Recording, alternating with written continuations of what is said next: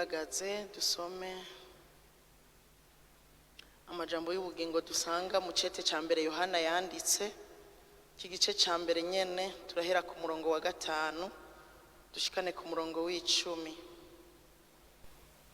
Haravuga ngo ubu nibwo butumwa bwiza twumvise bwavuye kuri we tukabubabwira yuko Imana ari umuco kandi muri yo ko hatagira umwiza na mukeya. Tuvuze yuko dufatanije nayo tukagendera mu mwiza kuba ari kubesha ntituba dukora ivy'ukuri. Ariko tugendeye mu muco nk'uko nayo ari umuco tuba dufatanije ubwacu kandi amaraso ya Yesu umwana wayo atwoza icaha cyose. Tuvuze yuko atacaha dufise tuba twizimiza ukuri ntikuba kuri muri twebwe. Nitwatura ibyaha byacu niyo yo kwizigirwa kandi igororoka. Ivyo nivyo bituma iduharira ibyaha byacu ikatwoza ukugabitanya kose. Tuvuze yuko atacaha twakoze tuba twigize umubeshi kandi n'ijambo ryayo riba ritari muri twebwe. Mu nkundire dusubire mu murongo wa 6 n'uw'7. Tuvuze yuko dufatanije nayo tukagendera mu mwiza kuba ari kubesha ntituba dukora ivy'ukuri. Ariko tugendeye mu muco nk'uko nayo ari umuco tuba dufatanije ubwacu kandi amaraso ya Yesu umwana wayo atwoza icaha cyose. Amen. Kaze mufate ivyicaro. Nabaramukije mu izina rya Yesu. Imana yo mwijuru ihabwa icyubahiro. Ndashimiye Imana kukubona washobojwe kuba hano. Nanje ndashimiye Imana ko ndi hano. Imana yarakurinze twese iraturinda none turi hano. Izina ry'Imana yacu nirihabwa icyubahiro. Turi kuri rya jambo kwezwa. Iryo jambo twari tumazemo iminsi. Ndagomba ni byinshi ivyo kwezwa twobivuga ko n'uwakarari karavuga kubijanye n'ivy'icaha byose byari byinjira muri iri jambo kwezwa. Yanakoze ku majambo amwamwe nari nateguye gusubira kongera kuvuga ko. Rero iri jambo kwezwa ni byinshi tworivuga ko, ariko reka mave ndarisozerera hano kuri uno munsi. Tuzoguma tuza turavyibukanya uko mwemu yera zoza araturongora. Kwezwa naravuze yuko ari icyankenegwa cyane mu buzima bwacu muri kino gihe kubera turi mu misi ya nyuma. Ndabisubiramwo kubera turi mu misi ya nyuma. Kwezwa ni ikintu atari ico guhitamwo, n'itegeko ry'Imana wari ukwiye kuvyirukira gusumba uko wokwirukira ibindi byose. Kwezwa kandi kwezwa birafise inyungu nini ya cyane. Wejejwe ni kuneza yawe kuruta uko wokwibaza ko ari kuneza y'abandi. Wejejwe ni kuneza yawe. Inyungu ya mbere twabonye ni yuko kwezwa bituma tuzobana n'umwami wacu, bituma tuzoraba umwami wacu tukamubona imbona nkubone. Bisigura ngo nitwezwa tuzoja mu ijuru. Iyo ni inyungu isumba izindi nyungu zose noshobora kuvuga. Ni inyungu ya mbere. Twejejwe tuzoja mu ijuru. Twejejwe tuzobana n'umwami wacu. Twejejwe tuzogira akaruhuko k'ibihe bidashira. Haleluya. Iyindi nyungu igira kabiri nuko kwezwa bizana amahoro. Kwezwa bituma tugira amahoro. Wejejwe nukuvuga iyo atacaha kiri muri wewe kikwagiriza uragira amahoro. Bibiliya irabivuga neza ngo nta mahoro ku munyabyaha. Rero wejejwe uragira amahoro yo mu mutima. Burya nta kintu kiryoshe nko kubaho ufise amahoro. Burya iyo ubayeho ufise amahoro no kuvyibuha uravyibuha. Sivyo gahemu? Iyo ubayeho ufise amahoro no kuvyibuha usanga wavyibushe. Iyo ubayeho ufise amahoro n'akabiri usanga gasa neza. Hamwe abantu bokubaza bati mbega kufise umubiri mwiza, uti na amahoro yuzuye mu mutima. Haleluya. Iyo ufise amahoro ibintu biragenda neza muri wewe. Mbere n'abakubonye bakabona ko amahoro yuzuye muri wewe. Kandi iyo uvuze ivyo ukora bibi byo guha amahoro abandi. Murumva ko kwezwa bifise inyungu nini ya cyane. Kwezwa kandi biratanga umunezero. Biratanga umunezero. Burya kenshi abantu bagenda banuniye, abantu ugasanga basutuye umunwa kubera ivyaha. ugasanga umuntu asutuye umunwa, ntawamukubise, ntawamukozeko, ntagwaye, arakomeye, mugabo ugasanga asutuye umunwa, akavyuka mu gatondo asutuye umunwa, akirirwa asutuye umunwa, umuntu yamuvugisha akamutaritsa n'ibijambo biremereye, biba ari ivyaha. Iyo twejejwe tugira umunezero, uwo munezero ukabonekera abantu bose, uwo munezero tukawuhako n'abo turi kumwe n'abatubonye tukawubahako. Ivyaha birabuza umunezero, kandi nivyo nta munezero ku muntu afise ibyaha. N'uwitwa ngo aranezerewe biba ari byo kwigirisha, ahandi ho burya icyaha kirabuza umunezero. Rero iyo twiyejeje turagira umunezero, murumva ko ni yari inyungu nziza. Kugira umunezero mu mubiri, mu mutima biraryoshe, ufise n'amahoro hoho abara amatavyaye amavuta. Umunezero n'amahoro bituma tugubwa neza. Haleluya. Kandi ndabikwifurije muri runo rugendo rwo kuja mu ijuru, icoma tugafatura urugendo dufise amahoro. Ariko bizokunda ko tugira amahoro nitwirinda icyaha, nitwiyeza tukitunganya, tuzobaho dufise amahoro n'umunezero, kandi duce tubiha abadukikuje, hanyuma twese hamwe musange turi hamwe tuguwe neza. Iyindi nyungu ni nyungu tugira umugisha. Yakivuze ku muvugabutumwa wo mu gatondo, kandi ni naryo jambo nyene nanje narifise rivuga ngo upfukapfuka ibigabitanyo vyiwe ntazogira umugisha. Upfukapfuka ibigabitanyo ntavyihane, nukuvuga uyu umuntu abaho atejejwe ntagira umugisha, abura umugisha. Rero ku neza yacu twatura ivyaha, twiyeze, twitunganye kugira ngo bikunde tugira umugisha. Kandi n'umugisha w'uburyo bwose, uragira umugisha w'uburyo bw'imwemu, ukagira umugisha mu buryo bw'umubiri. Haleluya. Ivyaha birazibira umugisha. Iyo dukora ivyaha, hari n'abakora ivyaha womengo nivyo kurondera umugisha. Hariho nk'abiba, abarya ibiturire, umuntu ariko arayora amafaranga y'ibiturire, hari igihe womengo n'umugisha ariko aregeranya, ariko burya bariko arayora umuvumo. Abariko arayora umuvumo. Muri Yesaya ho haranditse ngo haravumwe abantu bubakisha amazu yabo, amafaranga yavuye muri ivyo biturire, amafaranga banyaza abandi, baravuga ngo baravumwe. Haleluya. Haleluya. Yesu ashimwe cyane. Rero kwezwa bituma tugira umugisha wo mu buryo bwose. Kwezwa birafise inyungu. Nta muntu atokwifuza kubaho ari umunyamugisha, nta muntu atokwifuza kubaho aduga. Burya ufise umugisha no kuvuga uratera imbere, uratera imbere. Hari n'abantu bakuraba ukuntu utera imbere bakavuga bati uyu muntu n'umunyamugisha, kuko umunyamugisha aratera imbere. Rero ndakwifuriza gutera imbere mu buryo bw'imwemu no gutera imbere mu buryo bw'umubiri. Kandi ni wiyeza nta kabuza, nakabuza ivyo n'umugabane wawe. Wiyejeje uzotera imbere mu buryo bwose, n'abandi babibone yuko wateye imbere. Iyo wiyejeje ugira igikundiro, ugira igikundiro basha. Iyo wejejwe, ivyaha bituma umuntu aba mubi, ivyaha bituma umuntu aba mubi. Ivyaha bituma abantu bakuravye babona nyene uri mubi, kandi uri mwiza, kandi wisize na twatundi twose umuntu akatumadikako. Mukaba umuntu arahabye, umuntu akambara impuzu y'igiciro, mukaba umuntu yamuraba hariho ibitagenda, hariho ibitameze neza. Kandi hariho n'igihe twambara umuntu akarindira ko bamubwira ngo uraberewe, akabura. Kubera iki? Naho wambaye bagumye babona ari ibintu by'ibifyorogoto. Kubera iki? Ivyaha biba biri mu mutima.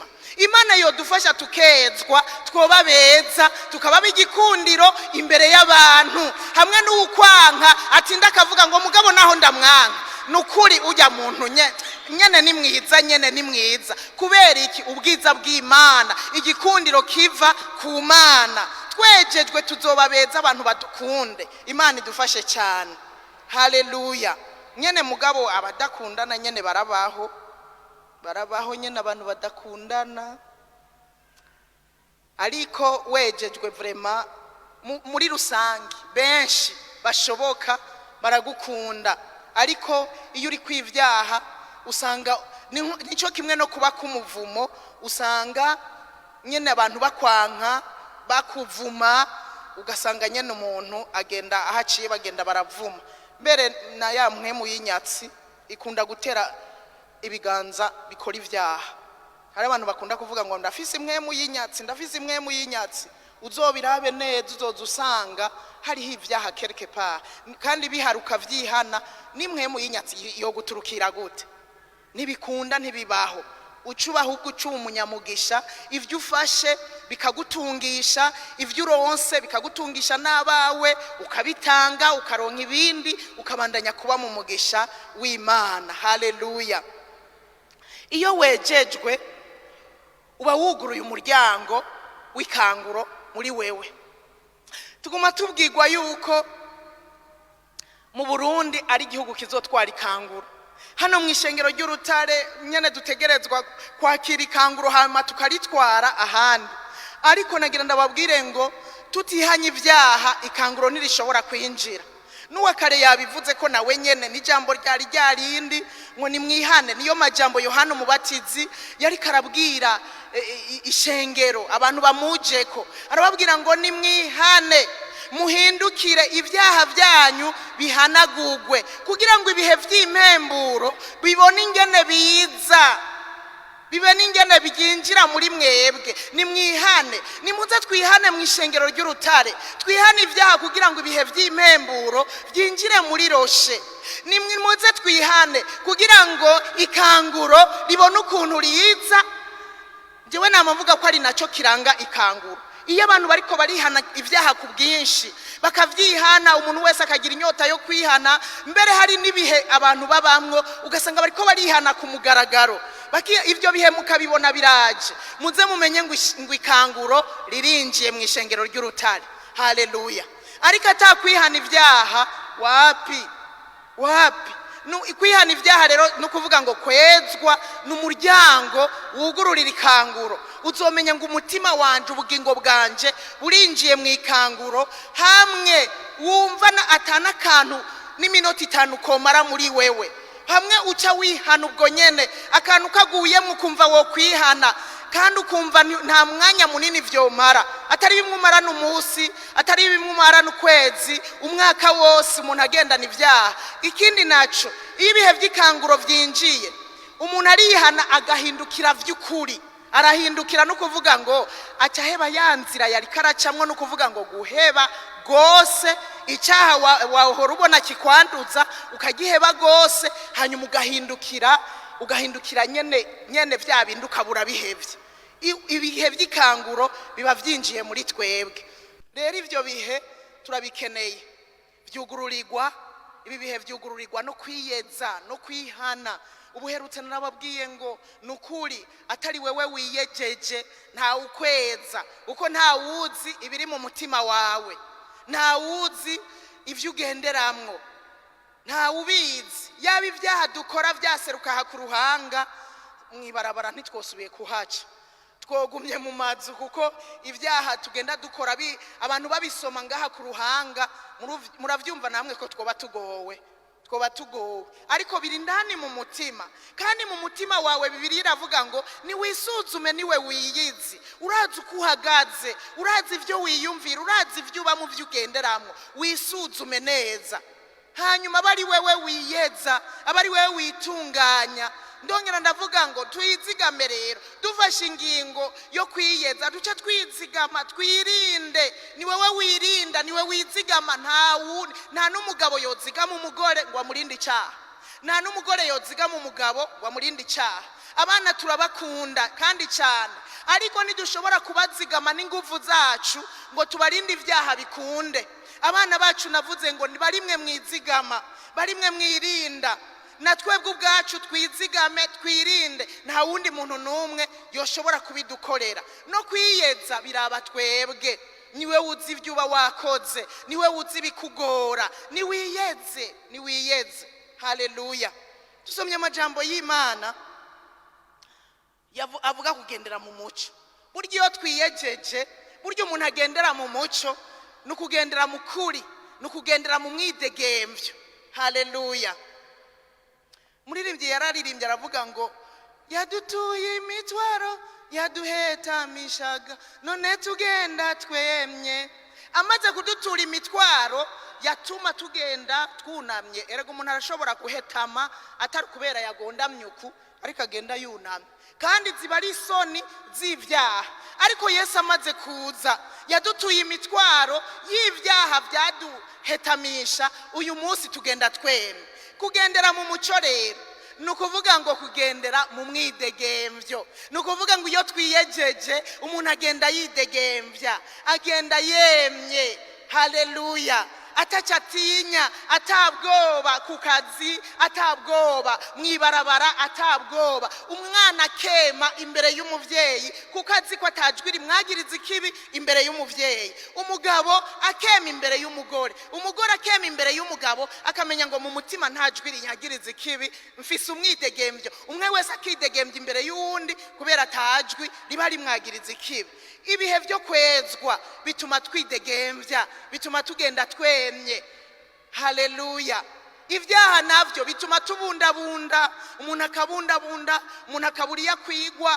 Nta muntu ndabona akora icyaha yemye ku mugaragaro mwibarabara.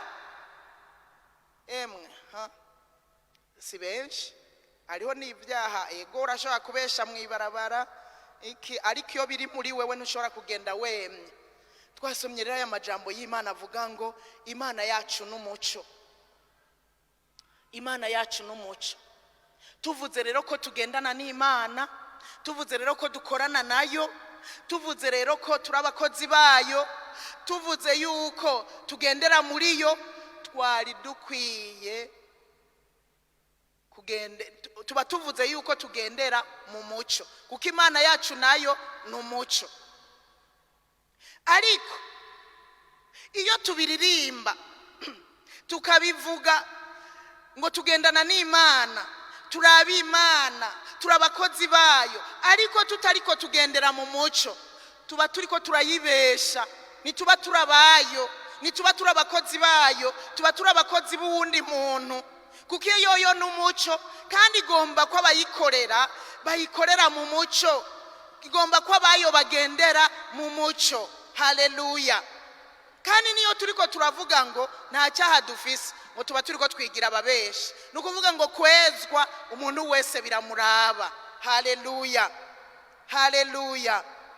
Nukuvuga ngo uriko uragenda mu muco nyene habona uwo muco urakurongora ukagenda ugashika iyuje. Nukuvuga ngo niyi Imana yacu kubera ari umuco, niyo ishobora kuturongora itujana mu kuri yonyene, kubera ni umuco niyo iturongora itujana mu kuri, hanyuma tugaca tugenda twemye.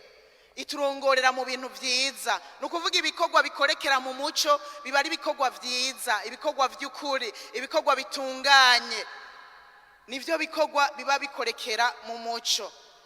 Imana rero idushoboze twifuze kugendana n'Imana, ariko dukuri icyaha muri twebwe.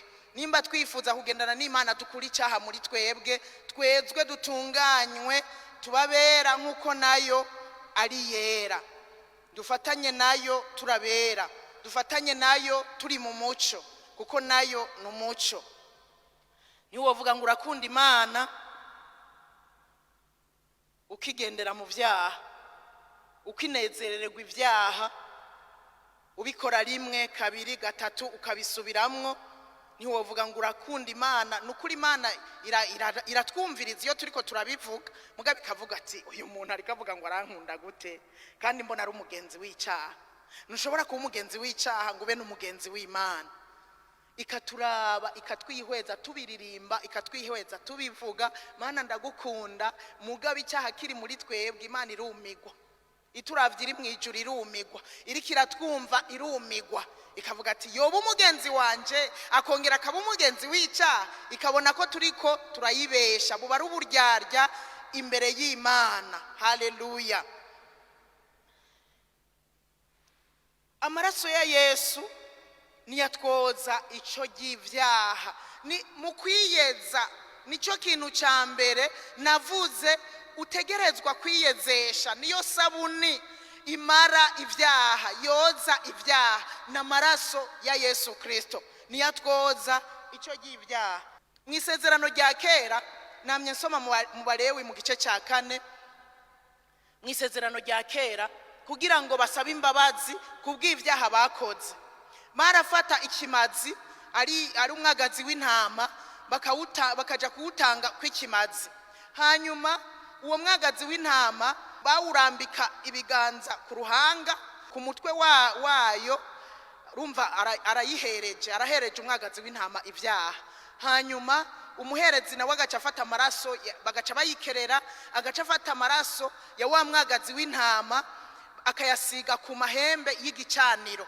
Hanyuma na yandi maraso yakoze urutoke agasiga ku mahembe y'igicaniro. Hariko atanga vyaha vya wa muntu yazana umwagazi w'intama. Irakerewe, akojeje urutoke mu maraso, asize ku mahembe y'igicaniro, agaca afata ya maraso yandi akayamijagira hirya no hino y'igicaniro, aho umuntu akaba arahariwe. Niko babigenza mu isezerano rya kera, kandi burya cyari cyagezwe n'Imana. Imana niyo yari yarabivuze ngo umuntu niyakora icyaha azojana umwagazi, hanyuma awushira abaherezi babigenza uku ndababwiye. Ariko mu isezerano rya kera Yesu araraba abona imyagazi y'intama. Uyu munsi rega hari umuntu atashobora kuronka n'umwagazi w'intama, adashobora kuronka umwagazi w'intama. Yesu acaraza aje gutanguza isezerano rishasha, azana umubiri wiwe, atanga ubugingo bwiwe, yikorera ivyaha vy'abari mw'isi bose. Haleluya! Yikorera ivyaha vy'abari mw'isi bose, aritanga nk'ikimazi wenye n'ubwiwe, ikimazi gitangiwe ivyaha vy'abari mw'isi bose. Haleluya! Vy'abari mw'isi bose aritanga wenye n'ubwiwe, atanga ubugingo bwiwe, yemera gupfa kuko atarupfu nta guharigwa ivyaha, atamaraso nta guharigwa ivyaha, atamaraso asesetse, yemera gupfa. Nico gituma ajya amaraso yose, nico gituma burya bitagarukiye hajya ngo bamubambe bace bigira. Vyategerezwa yuko urya musoda amucumita hamwe mu rubavu, akava amaraso akava n'amazi, kandi ivyo nivyo bitwoza ivyaha vyacu. Haleluya!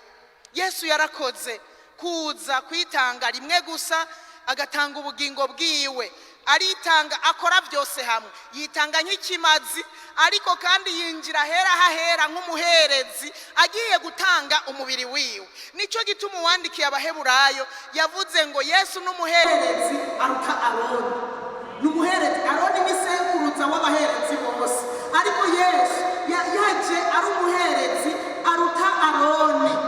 Haleluya! Kuko we yaje atanga ubugingo bwiwe, yaje yitanga nk'ikimazi, ariko wenyene ahinduka umuherezi, ajana ico kimazi aribwo bugingo bwiwe ahera hahera. Haleluya! Haleluya! Amaraso rero niyo atwoza ico y'ivyaha, amaraso ya Yesu. Nukuvuga ngo nta mukristo yobaho atemera amaraso ya Yesu ngo avuge ngo iherezo ryiwe no kuja mw'ijuru. Amaraso ya Yesu niyo atwoza ibyaha, kandi nishobora kubutemera amaraso ya Yesu, imbabazi z'Imana ntizizoba kuri wewe. Imana idufashe cyane. Rero amaraso ya Yesu niyo atwoza ico y'ivyaha. Ayo turakwiye kuyakunda, ayo turakwiye kwama tuyahamagara ku bugingo bwacu, ayo turakwiye kuyemera, tukayemera niyo yoza ico y'ivyaha. Hanyuma azotweza twere duhinduka bera nk'uko Imana yacu nayo ari yera. Yesu ndashima ukuntu atapfiriye ibyaha vyiwe. Ibaza umuntu apfa atacyaha na kimwe yakoze, akemera akababazwa atacyaha yakoze. Iyo ndavyibutse ndavuga ntari kugo rukundo nakabura rugero. Aremera, aritanga wenyene ubwiwe, aravuga ati ndemera gupfa. Ariko abari mw'isi bose murabizi, abamarayika ntihari habonetse uza gucungura umwana w'umuntu, mu binyabugingo ntihari habonetse ucungura umwana w'umuntu, babatama babazehe twovuga ko bavuga ko barabazehe, bisigura ko barabazehe nubwo bari bashaje, nta numwe yemeye kuza gucungura umwana w'umuntu. Ariko Yesu aremera, araza arabumbura cya gitabo. Haleluya!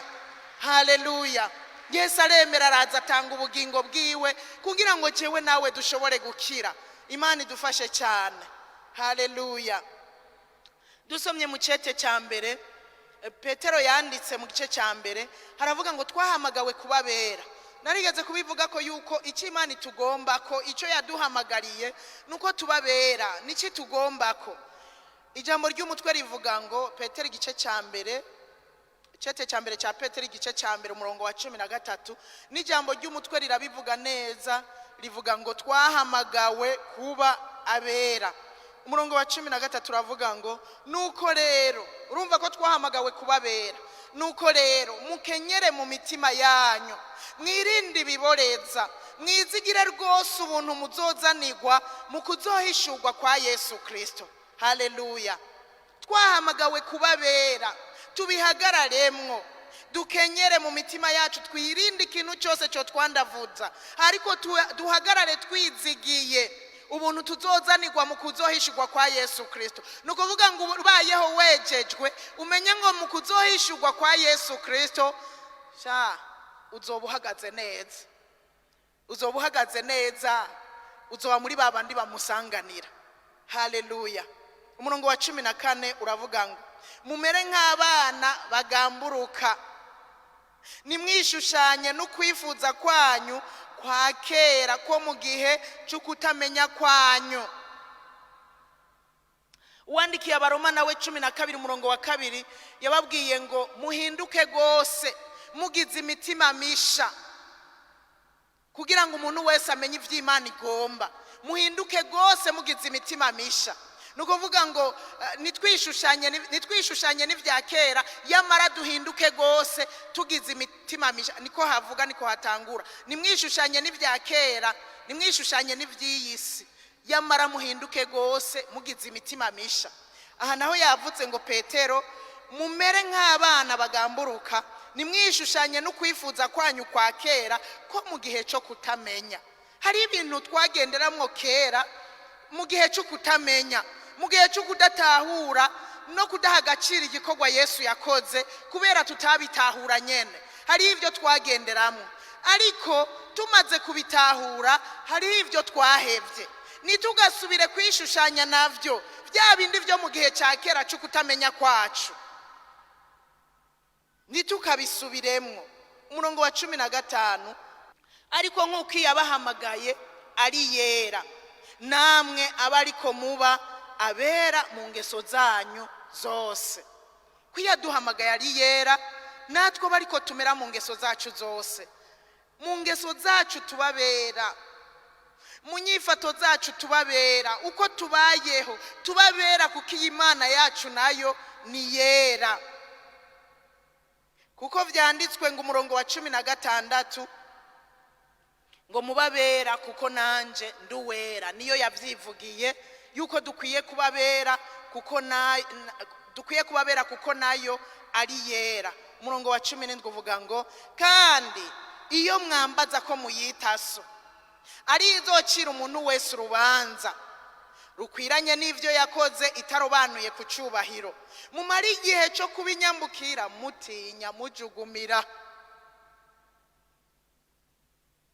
Kwiyo twambaza tuyita papa, tukamenya ko ari izocira urubanza umuntu wese itarobanuye ku cyubahiro. Nta muntu numwe izoreka ngo nukubera ari umunyacyubahiro. Oya, izocira urubanza umuntu wese rukwiranye n'ivyo yakoze itarobanuye ku cyubahiro. Ni papa, ariko kandi azoca urubanza. Rero ko bimeze uko, reka iyi minsi yo kubinyambukira muri inosi, reka iyi minsi ko turi ingenzi muri inosi, tuyimare dutinya icyaha, tuyimare tujugumira, tuyimare twumva dutinya icyaha, tugitinye. Iyi minsi tukiri ingenzi, ko tuzi ko papa wacu tuzoja kubana nawe umunsi ukwiye ugeze, tuzoja kubana, kandi tukamenya ngo nubwo ari umuvyeyi azoca urubanza, atankunzi, atarobanuye ku cyubahiro. Iyi minsi rero dushigaje yo kubaho, dukwiye kubaho tujugumira, dutinya icyaha. Umuntu wese yumva ko atinya icyaha, niko vyari bikwiye kumera. Imana idufashe cyane. Ndakwifurije kubaho wumva ko utinya icyaha. Abana bacu turabifurije gukura mwumva ko mutinya icyaha. Bizobafasha nimwana kura mubandanye kumva mutinya icyaha. Natwebwe abakuze tubeho iyi minsi turi nyambukira muri inosi, nitwimatanye n'inosi. Nagumye mvuga ngo nituyigumbire iyi si iratwankerega, nubwo tuyigumbirira twanka, nubwo dukunda ivyayira twanka, izotwikura. Kandi n'uyu munsi iriko iratwikura, hari n'umunsi izotwikura neza neza itwikura, kandi yaranatanguye. Rero nitumatane nayo, ariko tuyibemwo dutinya. Turinyambukira, iwacu ni mwijuru, ariko tugende dutinya icaha. Umurongo wa 18 uravuga ngo muzi yuko ivyo mwacungujwe ngo muve mu ngeso zanyu z'imburakimazi mwatojwe n'abasogokuruza, atari ibishira nk'ifeza canke izahabu. Ivyo twacungujwe kugira tuve muri za ngeso ziriya za karande, bimwe twatozwa n'abasogokuruza uko bagiye baduga. Umurazi kwa Abisirayeli bari intagondwa, natwe bakaduha ko tukaba intagondwa. Bakomantaza imitima, barabidodomba. Uyu munsi barakizwa, ejo bagakizwa, bagahindukirira Imana, bakayishima, bakayikunda, bakayitangira ibimazi by'amashimwe. Bwaca kangahe ukazusanga bayihevye, umengo nta niyo bazi, bagatangura kwidodomba, bagasubira mu vyaha. Nivyo baduhaye. Umunsi igihe kimwe turashima Imana, tukayitazira ko yatugiriye neza. Ejo umuntu ugasanga yaguye muri vya bindi. Zangeso twatozwa n'abasogokuruza, twacungujwe ivy'igiciro kugira tuzivemwo. Samafeza n'amazahabu bishira. Amahera yitwa amahera nyene arahera. Murabizi ko yitwa amahera, hari igihe uyaronka ari menshi ugasanga nyene yaheze, yitwa amahera. Nitwacungujwe na ya mahera hera, nitwacungujwe n'amazahabu nayo nyene arahera.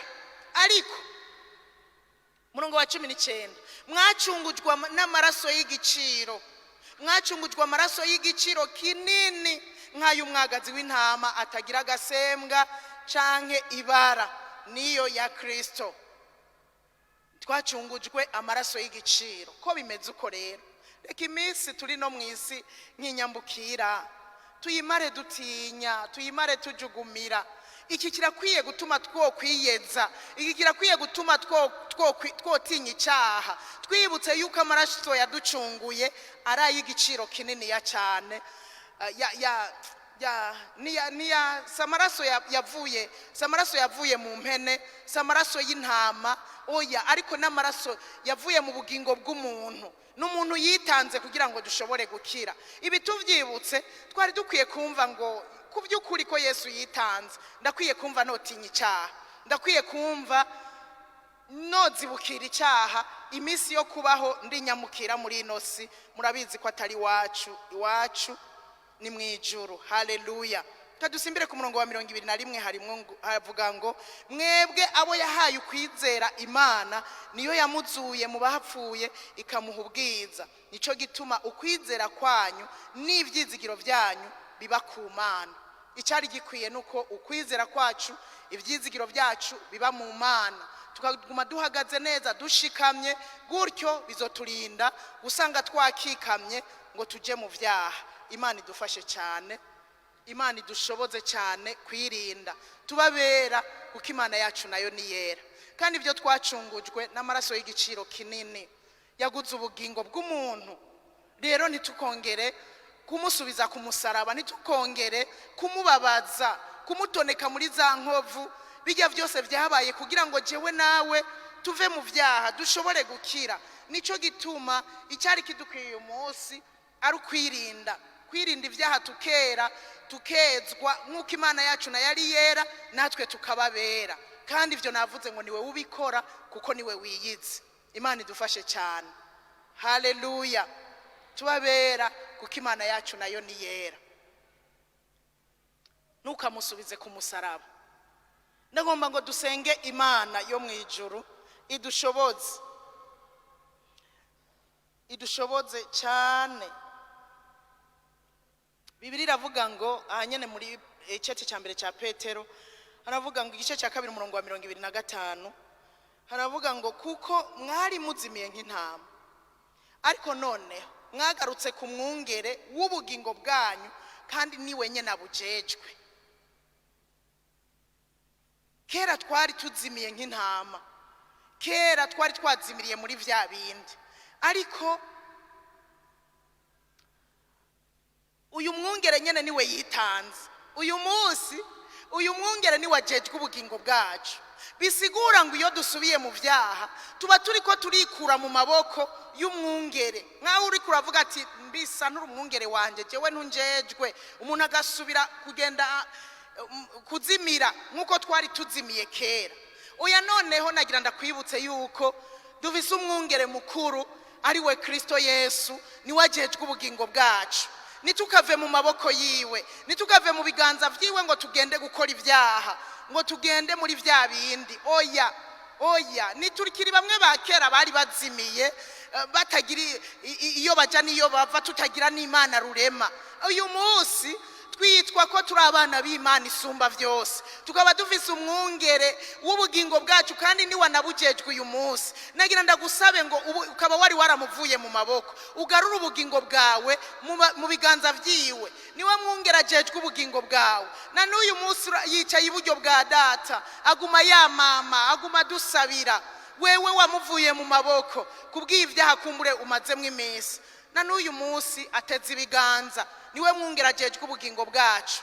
Nagira ndagusabe wewe umaze iminsi bikugoye, wongere uze. Iyi minsi niyo kwihana, niyo kwatura ivyaha, nagira ngo nsabe uve hasi. Wewe wumva hari icyaha kikwagiriza mu mutima, wari umaze iminsi hari bikugoye, warasubiye inyuma ukava mu biganza vyiwe, utera intambuko uze hano kugira ngo dusengane Imana. N'utarakira Yesu nk'umwami n'umukiza, nawe turaguhaye kaze. Nimba uhari uduze ibiganza tukubone, uzana ubugingo bwawe ubushire mu maboko y'umwungere, hanyuma abuzezwe. Guhera uyu munsi abuzezwe, akubera umwungere mwiza, azokuragira ku murango no mwijoro. Ni umwungere mwiza. Umuririmbyi yavuze ngo ntituzokena tumufise, kuko turamubwira ibyuzuye mu mitima yacu. Ndabahaye kaze. Utarakira Yesu nk'umwami n'umukiza, sinzi ko ahari, uduze ikiganza aho uri. Woba waje uno munsi utaraha ubugingo bwawe Yesu, ugira buzezwe. Burya nicyo gituma usanga vyanakugoye nyene ukaguma ubisubira, kubera utaraha ubugingo bwawe Yesu. Afise imbabazi nyinshi. Amashi menshi. Mwagize neza guca bugufi imbere y'Imana. Gupfukama n'ikimenyetso cyo guca bugufi. Ariko reka ndabasabe muve hasi, tubanze dusubire mwaya majambo. Hari habo kumbure vyagoye basubira inyuma, bari barakiriye Yesu, harimwe abaje kwakira Yesu. Mwese nagomba musubire mwaya majambo, muve hasi muyasubiremwo mwemye, hanyuma turasubira mwaya majambo. Mu nyuma duce dusenga, dusaba imbabazi imbere y'Imana kubw'ivyaha bitandukanye biba mu nzu y'Imana. Musubiremwo muvuge ngo Mwami Yesu, uyu munsi ndaje kuri wewe, ndaguhaye ubugingo bwanje, ubuganze. Guhera uyu munsi singomba gusubira kwiganza, ndashaka bari wewe unganza. Ndakwihaye umbere umwami n'umukiza w'ubugingo bwanje. Mwami Yesu, nyandika mu gitabo cy'ubugingo, kandi uhera uyu munsi umbabarire ibyaha byose nahora ngenderamwo. Sinzobisubira. Ndazi ko uzonshoboza kubiheba. Ndakwihaye mbe umubozoza gutora igihe uzoza gutora ishengero ryawe. Uzobukoze Mwami Yesu. Reka dufashanye dusengera aba bantu, tubashire mu maboko y'Imana, kugira ngo ibyo bemeye Imana izobashoboze kubibandanya. Data, mu izina rya Yesu, aba bantu bakwakiriye ngo babere umwami n'umukiza, ndabashize mu biganza byawe, ubagirire neza. Amaraso ya Yesu abeze ico y'ivyaha, ibyo bahora bagenderamwo by'ivyaha bitaguhimbara. Guhera uyu munsi amaraso ya Yesu avyeze bitungane mu izina rya Yesu Kristo. Bacika bera nkuko nawe uruwera. Mwami, bagirire neza mu izina rya Yesu. Ubushobozi bwawe bubamanukire, bwamwe muyera bubamanukire. Mwami mwiza, kuva uyu munsi bakunda ivyo ukunda, banke ivyo wanka.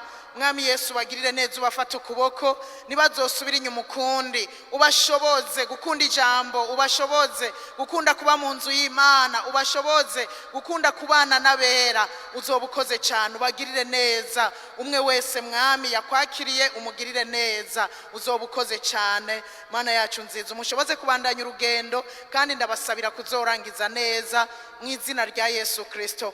Ishengero ryose tuvuye hasi dusenga Imana, nawe wateye intambuko kubw'ibyari bimaze iminsi bikugora. Dusenga Imana, imbabazi z'Imana zibe ku muntu wese. Ndabizi saba gusa bateye intambuko bafise ibyari bimaze iminsi bibagora, bariho ni benshi, ibyaha biguma bikogwa byinshi bitandukanye, ariko burya kwemanga nico kigora abantu. Ariko Imana ni nyabuntu, igira neza. Gihe cyose uyije ko uciye bugufi irakugirira imbabazi. Reka dusenge, dusabe imbabazi imbere y'Imana. Ibyo dukora muri ino minsi biri muri twebwe, kuvuga amajambo mabi, kwiyumvira ibibi ku bantu, inzigo, isharugwanko, ishavu, ibyo byose biri muri twebwe. Aho ubusambanyi ndaburetse, hariho abavuze ngo gusigaye aribwo tuvuga gusa, ariko burahari kandi ni bwinshi cyane. Ubusambanyi, kwisambanya, abahuza ibitsina babisangiye basigaye baba buzuye mu nzu y'Imana. Ibyo nibihari uyu munsi, ariko icyo baciza nuko ukumvira ijwi ry'Imana ririko rirakuhamagarira kwiyeza bicitwa uyu munsi ugihumeka. Uko mu rupfu wamaze gupfa ntuzokwiyeza, wamaze gupfa ntushobora gusaba imbabazi. Kandi nawe bagusomera imisa igihumbi, wewe utisabiye imbabazi, wewe nyene biraba waruzi ibyo wakoze. Nibikunda vrema bijya biba ari ibintu byo kwizeza abantu, ariko wewe ugihumeka ukiri muzima niwe wisabira imbabazi, ugasaba imbabazi, ukatura icyaha ukakivuga mu izina uko cyitwa, hanyuma Imana iba yiteguye kukubabarira. Ariko umuntu yamaze kugenda, tumusomera imisa, abantu bamusomera imisa batazi n'ivyo yakoze ibyo ari byo, ariko umuntu kubera bari we yiyizi aravyatura neza, azi neza ibyo yakoze. Reka rero dusenge dusaba imbabazi. Aho uri, aho uhagaze, wisabira imbabazi kuri twa tundi bimwe bimaze iminsi biri muri wewe, bimwe bikubuza gusenga, bimwe bikubuza kwinjira mu ijambo, bimwe bikuzibira gutera intambuko mu buryo bw'imwemu. Nta kindi ni ibyaha, kandi wongeye kwiyumvira uravyibuka, ndabizi neza uravyibuka. Basi ko bitakunze gutera intambuko hano, sabira imbabazi aho uri. Imana yacu ni nyabuntu, ni inyembabazi. Abantu barakunda gutinya amaso y'abantu, ariko twari dukwiye gutinya Imana no kumva dutinye kuzokorokera muri Gehinomu gusumbaho gutinya amaso y'abantu. Reka dusabe imbabazi. Data, mu izina rya Yesu, uri Imana igira neza, uri Imana uradukunda. Rega nico gituma uduhamagarira kwiyeza, uduhamagarira kwitunganya. Uradukunda, udufitiye imigabo myiza. Ntugomba ko dupfa rubi, ariko ugomba ko dukira. Ugomba ko ubugingo bwacu burokoka.